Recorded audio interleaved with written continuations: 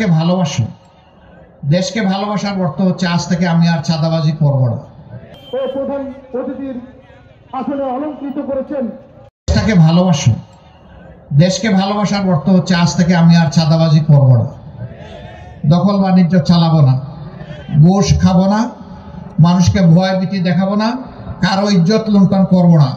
যখন তখন নিজেদের মাঝে আমরা যুদ্ধ করবো না। অনেক সময় নিজেদের মাঝে যুদ্ধ হয় না, পদ পায় নাই, পদবি পায় নাই, দুই দিক থেকে লেগে যায়, নিরীহ মানুষ অথবা নিজের কর্মীকে অনেক সময় মেরে ফেলে। এগুলাও তো চলছে, এগুলা বাদ দেন। অনেক হয়েছে, বাংলাদেশের মানুষ এগুলা দেখতে দেখতে ক্লান্ত, বিরক্ত। এগুলাকে এখন মানুষ ঘৃণা করে। এগুলো আমরা সবাই ছেড়ে দেব, এগুলো আমরা আর করবো না, কেউ করবো না।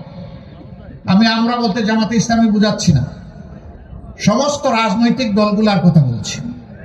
যদি আমরা ছেড়ে দেই, সত্যি যদি দেশকে ভালোবাসি, তাহলে বিবেকবান জনগণ যাকে পছন্দ তারা তাদের ভোট দিয়ে তাকে ক্ষমতায় পাঠাবে এবং তখন দেশে একটা সুশাসন আশা করা যায়। কিন্তু এই বদ খাসলত যদি কেউ ছাড়তে না পারেন, তাহলে অনুরোধ করব জনগণকে মেহরবানি করে বোকা ভাববেন না। এই জনগণ যথেষ্ট হুঁশিয়ার, আর রক্ত দিয়ে দিয়ে হুঁশিয়ার হয়েছে। অতএব জনগণকে বোকাও ভাববেন না, দুর্বল মনে করবেন না। যদি মনে করেন কালো টাকার পেশি শক্তি দিয়ে কিছু করবেন, সেদিন শেষ। ওই দুশ্চিন্তা আর করার কোনো দরকার নাই। জনগণ এই সুযোগ কাউকে দিবে না ইনশাআল্লাহ। সবাইকে আমি আহ্বান জানাই, এত মানুষের জীবন, এত আলিমুল্লামার জীবন, এত হাফিজে কোরআনের জীবন, এত এতিমদের জীবন, এত রাজনৈতিক নেতাকর্মীর জীবন, এত সাধারণ মানুষের জীবনের আসন আমরা মূল্য দিই এবং আমরা একটা স্বপ্নের, সাম্যের, মানবিক বাংলাদেশ গড়ে তুলি। এই বাংলাদেশে আমাদের সন্তানের জন্মের পরে, সে গরিবের হোক ধনীর হোক, সরকারের দায়িত্ব হবে তাকে তার স্বাস্থ্য সেবা নিশ্চিত করা। 5 বছর বয়স হলে তার শিক্ষা তার হাতে তুলে দেওয়া, শিক্ষা জীবনে তার পাশে থাকা। যার মা বাবার সম্পদ আছে সে নিজেই দায়িত্ব পালন করবে, যার এরকম সম্পদ নাই সরকারকে তার দায়িত্ব নিতে হবে। আরেকটা ছেলে অশিক্ষা কুশিক্ষায় শেষ হয়ে যাক, এটা আমরা দেখতে চাই না। এরা শিক্ষা নেবে নৈতিক শিক্ষা, আল্লাহকে ভয় করার শিক্ষা, মানুষকে সম্মান করার শিক্ষা, দেশকে ভালোবাসার শিক্ষা। এই শিক্ষা হবে দেশ গড়ার কারিগরের শিক্ষা। এই জন্য শিক্ষা জীবন শেষ হওয়ার সাথে সাথে তাদের হাতে দেশ গড়ার কাজ, তাদের হাতে দেশ গড়ার চাবি উঠে আসবে ইনশাআল্লাহ। নারী পুরুষ সবাই মিলে আমরা এই দেশকে গড়ব। যার যেখানে যে যোগ্যতা আছে সকলেই সম্মান এবং নিরাপত্তার সাথে তার কর্মক্ষেত্রে দায়িত্ব পালন করবেন। একজন মানুষ গড়েও নিরাপদ থাকবেন, রাস্তায় চলাচলে নিরাপদ থাকবেন, কর্মক্ষেত্রেও তিনি নিরাপদ থাকবেন। তার সম্পূর্ণ নিরাপত্তা রাষ্ট্রকে বিধান করতে হবে। বিচারাঙ্গনে গিয়ে বিচারের বাণী নিবৃতে কাঁদে, একথা আর শুনতে হবে না। বিচার কারো মুখের দিকে তাকায় হবে না, কারো পদ পদবি দলীয় অবস্থান বিবেচনায় নেওয়া হবে না। বরঞ্চ তিনি যদি অপরাধী হয় তাকে অপরাধের শাস্তি তাকে পেতেই হবে। এ ধরনের ঘটনা ইসলামের সোনালী ইতিহাসে একটা নয়, হাজার। আমরা সেই যুগটা আবার ফিরে পেতে চাই। আল্লাহ রসুল বলেছিলেন, সানা থেকে 1000 মাইল, 3500 মাইল। একজন তরুণী তম্বি যুবতী, তিনি একা রাস্তা অতিক্রম করবেন, কোন জালিম তার দিকে চোখ তুলে তাকানোর সাহস করবে না। এমন একটি সমাজ আমি দুনিয়াবাসীকে উপহার দিতে যাচ্ছি, সেটাই কায়েম হয়েছিল। এখানে আল্লাহ রসুল বলেন নাই যে কোনো মুমিন মুমিনা, কোনো মুসলিম মুসলিমার ক্ষেত্রে এটা হবে, তিনি মানুষের ক্ষেত্রে বলেছিলেন। অতএব সমাজে শান্তি যখন আসবে, নিরাপত্তা যখন কায়েম হবে, যখন সমাজের হাতগুলা উন্নয়নের হাতে পরিণত হবে, তখন এখানে আর কোনো ধর্ম এবং দলের বিবেচনা থাকবে না। যোগ্য মানুষ যোগ্য জায়গায় চলে যাবে ইনশাআল্লাহ। সেই বাংলাদেশ গড়তে আমরা বদ্ধপরিকর, আমরা অঙ্গীকারবদ্ধ, আল্লাহর কাছে, জনগণের কাছে। আপনারা কি এমন একটি বাংলাদেশ চান? শিওর চান? তাইলে কালকেই আমরা পেয়ে যাব, তাই না? না, এটার জন্য আরো বহু ত্যাগ স্বীকার করতে হবে, আরো দুর্বৃত্তদের বিরুদ্ধে আমাদেরকে লড়তে হবে, আরো অনেক লড়াই আমাদের সামনে আছে। আমরা ওই যে স্লোগান দিয়েছি, আবু সাইদ মুগ্ধ, শেষ হয়নি যুদ্ধ, আমাদের সেই যুদ্ধ চলবে ইনশাআল্লাহ। সেই যুদ্ধের জন্য আপনারা প্রস্তুতি নিন। সাম্যের, ভ্রাতৃত্বের এবং সৌহার্দ্যের কোরআনের এই বাণী ঘরে ঘরে পৌঁছে দিন। একটা ঘরও চুয়াডাঙ্গার জন্য বাদ না পড়ে। তিনি কোন দলের কোন ধর্মের এটা আমাদের দেখার দরকার নাই, তিনি এদেশের মানুষ। সবার কাছে আপনারা এই আওয়াজ পৌঁছে দিবেন, আমাদের সালাম পৌঁছে দিবেন, দেশ গড়ার জন্য দোয়া চাইবেন। মানুষকে বলবেন এমন একটি দেশ আপনিও চান নিশ্চয়ই। সবাই বলবে হ্যাঁ আমিও চাই। তখন বলবেন যে তাইলে আমরা আপনাদের একটু ভালোবাসা চাই, একটু দোয়া চাই, একটু সহানুভূতি চাই, একটু সাহায্য চাই, আপনাদেরকে পাশে চাই, আপনাদেরকে সাথে চাই, আপনাদের বুকের বিছানায় একটু জায়গা চাই। যদি সেই জায়গাটা আমাদের জন্য করে দেন, তাহলে আল্লাহ ছাড়া কাউকে আমরা পরোয়া করব না। আপনাদেরকে সাথে নিয়ে ইনশাআল্লাহ সাম্যের, সৌহার্দ্যের এবং মানবিক এই বাংলাদেশ আমরা গড়বো ইনশাআল্লাহ। আল্লাহ চুয়াডাঙ্গাবাসীর প্রতি রহম করুন। বড় কষ্ট করে এখানে এসেছেন সকাল থেকে এখন পর্যন্ত অনেকেই। আল্লাহ তাআলা আপনাদের এই ত্যাগকে কবুল করুন, আদালতে আখিরাতে আমাদের জন্য নাজাতের উসিলা হিসেবে কবুল করুন। আপনারা ঐক্যের জন্য নিজের দিক থেকে চূড়ান্ত চেষ্টা করবেন, নিজের কোনো কথা এবং বক্তব্যে আচরণে যেন ঐক্যে কোনো ফাটল না ধরে। তবে হ্যাঁ, নিজের চোখের সামনে যখন কোনো মন্দ কাজ হতে দেখবেন, অবশ্যই তার প্রতিবাদ করবেন, চুপ থাকবেন না। মন্দ কাজ হলে ওই অন্যায়কারী যে অপরাধ করে, আপনি চুপ থাকলে সমান অপরাধের আপনি অংশীদার হবেন। সুতরাং তার প্রতিবাদ করতে হবে। এইভাবে তাআনু আলাল বিররি ওয়াত তাকওয়া ওয়া লা তাআনু আলাল ইসমি ওয়াল উদওয়ান। যদি ভালো কাজে সহযোগিতার, মন্দ কাজের বিরোধিতা যদি অব্যাহত থাকে, ইনশাআল্লাহ সমাজ থেকে আগাছা পরগাছা সব দূর হয়ে যাবে। আল্লাহ সেই বাংলাদেশটি, প্রিয় বাংলাদেশটি আমাদেরকে দান করুন। আল্লাহ হাফেজ। বাংলাদেশ জিন্দাবাদ, বাংলাদেশ জামাতে ইসলামী জিন্দাবাদ। আসসালামু আলাইকুম ওয়া রাহমাতুল্লাহ। তাদের রক্তের উপর দিয়ে এখানে ঘুষ বাগ বটরা চলবে, এইখানে নিরীহ মানুষকে মামলা দিয়ে মামলা বাণিজ্য চলবে। এই জন্য কি আমাদের সন্তানেরা জীবন দিয়েছে? নো। তাদের একটাই স্লোগান ছিল, উই ওয়ান্ট জাস্টিস। আমরা ন্যায় বিচার চাই, আমরা দুর্নীতি চাই না, আমরা বৈষম্যহীন বাংলাদেশ চাই।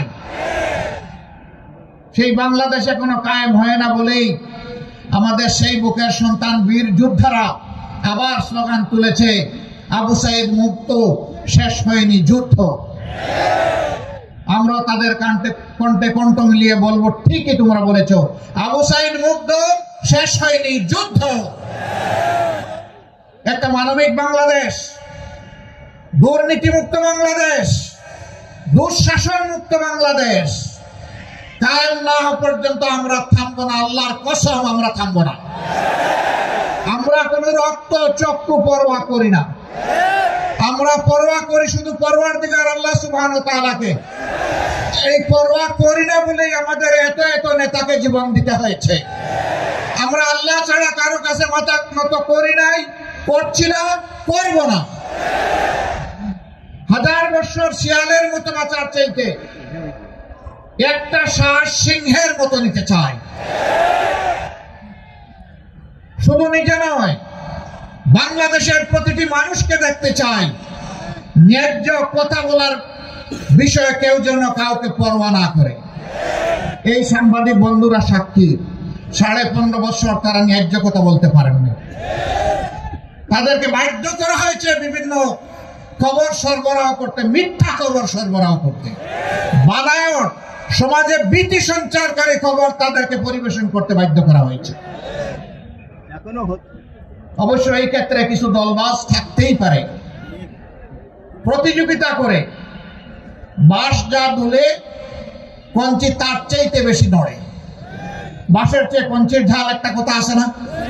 কর্তা যা চায় নর্তকী তার চাইতে বেশি নাচে। এরকম অনেকেই সমাজটাকে জ্বালিয়েছে, কষ্ট দিয়েছে, অনেক মানুষকে অপমানিত করেছে, অনেক মানুষকে মৃত্যুর দিকে ঠেলে দিয়েছে। আমরা চাই মিডিয়া এখন থেকে কালোকে কালো বলবে, সাদাকে সাদা বলবে, চোখে চোখ রেখে খবর পরিবেশন করবে। কিন্তু এখনো বাংলাদেশের বিভিন্ন জায়গা থেকে আসে, কোনো চাঁদাবাজের বিরুদ্ধে যখন কোনো সাংবাদিক বন্ধু সত্য খবর তুলে ধরেন, তখন তাকে হত্যার হুমকি দেওয়া হয়, তাকে দেখে নেওয়ার হুমকি দেওয়া হয়। মাঝে মাঝে সেই অডিও ভিডিওগুলো সামাজিক মিডিয়ায় চলেও আসে। আমরা সবাইকে বলি, আরেকবার যুদ্ধের জন্য প্রস্তুত হন। গাছ, খারাপ ফলের গাছ কাটা পড়েছে, কিন্তু আগাছা রয়ে গেছে, এগুলাকে পরিষ্কার করা হবে ইনশাআল্লাহ। প্রচার করা হয় বাংলাদেশ জামাতে ইসলামী ভদ্রলোকের দল, এরা শান্ত এবং এরা বিনম্র, কাজেই সমাজের দুর্দর্শ সন্ত্রাসীদেরকে এরা পারবে না কন্ট্রোল করতে। বাপটা হলো যে বাবা তোরা ভালো মানুষ, ভালো জায়গায় শান্তিতে বসে ফতমে খাজেগান কর আর ফতমে ইউনুস পড়। এই সমাজ আমরা চালাচ্ছি যেভাবে আমাদের পছন্দ, আমরা এইভাবে চালাবো। আমাদের লুণ্ঠন চলবে, চাঁদাবাজি চলবে, দখল বাণিজ্য চলবে, ঘুষ চলবে, এগুলার ব্যাপারে তোমরা কথা বলতে চাইও না। তোমরা কথা বললে আমরা থামবো না। আমরা পরিষ্কার জানিয়ে দিচ্ছি, 15.5 বছর তো এইরকমই একটা সরকার ছিল, শেষ পর্যন্ত দুপুর বেলার রান্না ভাতটাও তো খেয়ে যেতে পারলেন না। সুতরাং খোদার উপর খোদ্দারি করবেন না, আল্লাহকে ভয় করুন, আল্লাহর জন্য কুন ফায়াকুন। আল্লাহ যাকে ধরেন তাকে ছাড়েন না। ক্ষমতা কোনো মামুর বাড়ির বিষয় নয়, এটি একটি দুর্বহ বোঝা, জাতির পক্ষ থেকে বিশাল আমানত। এই আমানত আল্লাহ কাউকে কাউকে দিয়ে পরীক্ষা করেন আর কাউকে কাউকে সাহায্য করেন। কাউকে এর মাধ্যমে আল্লাহ অভিশপ্ত করেন আর কাউকে এর মাধ্যমে আল্লাহ তাআলা অভিনন্দিত করেন। সেটা আল্লাহ নিজেই বলেছেন, আমি বলবো কেন। আল্লাহ তাআলা বলেছেন, কুলিল্লাহুম্মা মালিকাল মুলকি তুতিল মুলকা মান তাশা ওয়া তানজিউল মুলকা মিম্মান তাশা। সমস্ত মুলকিয়ত বাদশাহীর মালিক আল্লাহ। আল্লাহ যাকে চান তাকে একটু ক্ষমতা দেন, আবার যখন বাড়াবাড়ি হয় তখন ঘাড়ে ঠিক মতো ধরে ক্ষমতা কেড়ে নেন। তুইজ্জু মান তাশা ওয়া তুযিল্লু মান তাশা। যেই পুলিশ একসময় বাধ্য হয়েছে স্যালিউট একবারের জায়গায় 3 বার দিতে, সেই পুলিশ এখন আবার হাতে হ্যান্ডকাপও লেগেছে। এটা আল্লাহর বিধান। তাদের মধ্যে কেউ কেউ এমন আছে মনে করে এখন সেই আগের জমানা আছে। এখন কোর্ট থেকে, কাস্টডি থেকে যখন তাদেরকে নেওয়া হয়, তখন দেখি যে মাথা গরম করে আগের মতোই কথা বলে। একবার এক ভদ্রলোক ঘুষ করছিল, বাড়িতে রাতের বেলা ফিরেছে, মুখ খুব কালো। স্ত্রী জিজ্ঞাসা করে, কি গো আজকে তোমার চেহারা এত মলিন কেন? বলে যে আর বলিও না, চাকরি চলে গেছে। আরে চাকরি দিয়ে কি হবে, বেতন কয় টাকা পাও তুমি? আসল তো হইলো মফস্বল, মানে ঘুষের কথা বলতেছে। বলে গো সখী, চাকরির সাথে মফস্বলও আজকে চলে গেছে। এখন আর কেউ গেলে আমাকে আর কিছুই দেবে না, 1 গ্লাস পানিও আমার হাতে তুলে দেবে না। হ্যাঁ, আপনাদের চাকরির সাথে আপনাদের মফস্বলও নাই। এখন আর মাথা গরম করে কোনো লাভ নাই। এই আন্দোলনে আমাদের সন্তানেরা দায়িত্বশীল ভূমিকা পালন করেছে, কোনো হটকারিতা করে নাই। নিরস্ত্র অবস্থায় রাস্তায় নেমে বলেছে, আমরা মানব ঢাল, বুকের ভিতরে তুমুল ঝড়, বুক পেতেছি গুলি কর। রাস্তায় দাঁড়িয়ে তাই বলেছে। ওই আন্দোলনের সময় ওরা গ্রাফিতে লিখেছে, মিরপুর 10 নম্বর থেকে সংসদ ভবনের দিকে যাচ্ছি, হঠাৎ করে একটা পিলারের দিকে আমার নজর পড়লো। পিলার একটা স্লোগান লেখা, চমৎকার স্লোগান, রক্ত গরম মাথা ঠান্ডা। কি চমৎকার! মানে আমরা অকুতবয় সৈনিক, কিন্তু কারো উস্কানিতে আমরা পা দেব না। আল্লাহু আকবার! কি অর্থবহ এই স্লোগান! এবং পুরা আন্দোলনের সময় জুড়ে তারই পরিচয় দিয়েছে আমাদের সন্তানেরা। বলে যে গুলি করে ওদেরকে সরাইতে পারো না স্যার, একটাকে মারি, একটাই তো পড়ে, বাকিরা তো 4টা দাঁড়াইয়া যায় স্যার।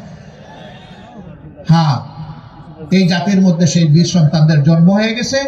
এখন আর কাপুরুষ এবং চুরের দল এখানে সুবিধা করতে পারবে না ইনশাআল্লাহ। এই বীরেরা রক্ত দিয়ে যেহেতু আমাদের 3য় স্বাধীনতা আমাদেরকে এনে দিয়েছে, ইনশাআল্লাহ আবার আমরা সবাই রক্ত দিয়ে এই স্বাধীনতা রক্ষা করব। আমরা আমাদের সন্তানদেরকে কথা দিচ্ছি, তোমরা যে ন্যায় বিচার এবং তোমরা বৈষম্য সমাজ চেয়েছিলে, আমরা আল্লাহর পর ভরসা করে বলছি সেই সমাজ প্রতিষ্ঠিত হওয়া পর্যন্ত, সেই স্লোগান বাস্তবায়ন হওয়া পর্যন্ত জীবন যায় যাবে, কিন্তু আমরা আমাদের আন্দোলন ছাড়বো না ইনশাআল্লাহ।